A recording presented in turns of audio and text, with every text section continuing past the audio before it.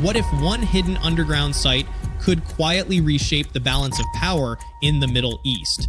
A facility buried deep inside a mountain, shielded by layers of rock and secrecy, a coordinated operation involving stealth aircraft, electronic disruption, and one of the heaviest bombers ever deployed, and a second phase that didn't just target what was visible, but went far beneath the surface. This wasn't just about a location, it was about what that location represented and what it could enable. To understand why this site mattered so much, we need to go back and see how it was built and why it was nearly impossible to reach.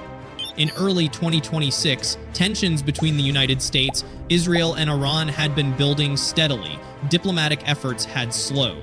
Conversations that once held promise began to lose momentum.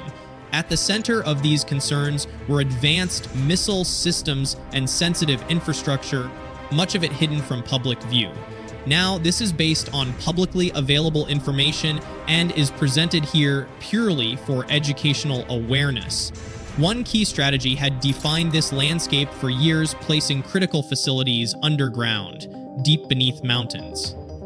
Hidden from satellites, protected from conventional reach, and among all the known locations, one stood out above the rest, hidden near Tehran, yet almost invisible to the world. Picture this, a quiet mountainous corridor just outside Tehran. At first glance, nothing unusual, just terrain and distance. But beneath it, an entire network. The Damavand-Kajir corridor became one of the most strategically significant zones in the region, not because of what was visible, but because of what was hidden.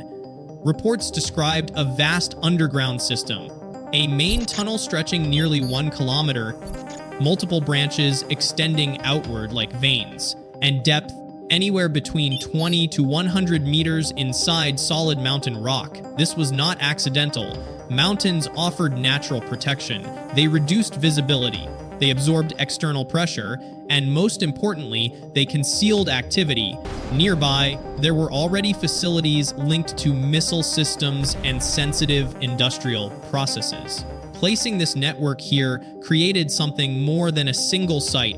It became part of a larger, interconnected system. Some reports suggested this location played a role in assembly and storage. Others pointed to specialized equipment housed deep inside, tools that could not be easily replaced. Think about that for a moment. A facility not just hidden, but designed to remain operational even under pressure. And that is what made it so significant. But even the most protected location has a weakness, and that weakness began to appear weeks before the main operation.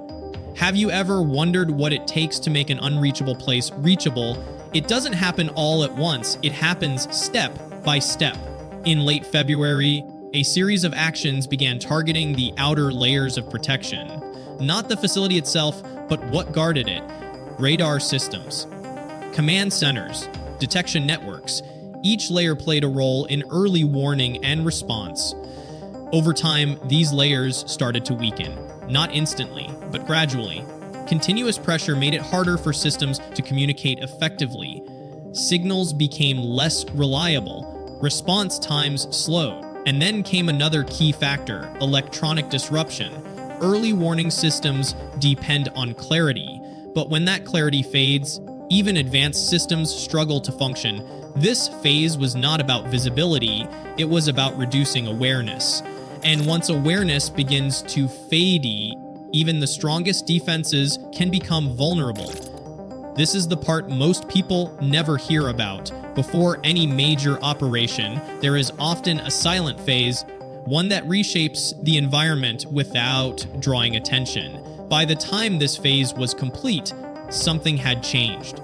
Locations that were once considered out of reach were no longer unreachable, with the defenses weakened.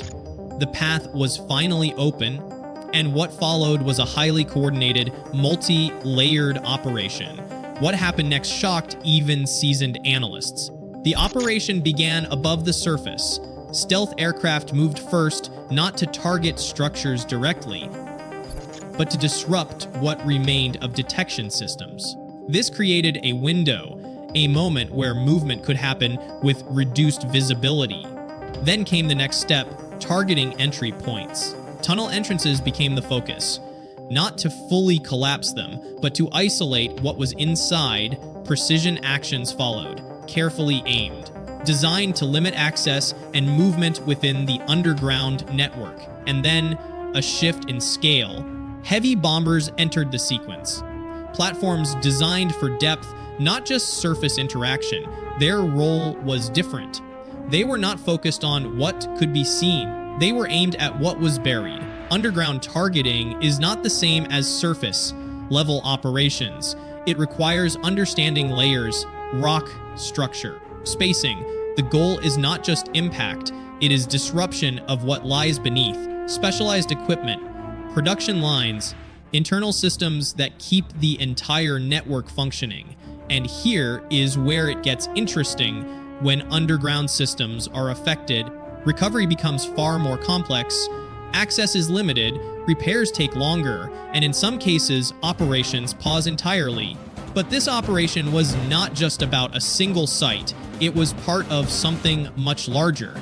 So the real question is, what was the bigger strategy? Remember what we discussed earlier, this wasn't just about one location. Between March 21 and 23, actions expanded across multiple facilities. Not randomly, but strategically.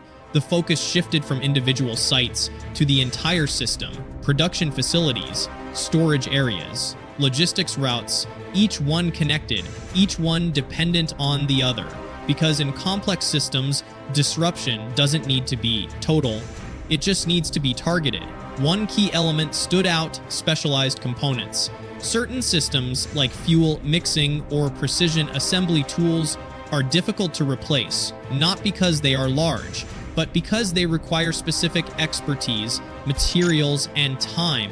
And under international restrictions, replacing such equipment becomes even more challenging.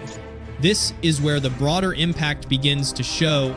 Instead of focusing on one outcome, the strategy aimed at slowing the entire cycle. Production slows, storage becomes uncertain, logistics face interruptions, and suddenly the system as a whole begins to feel the pressure.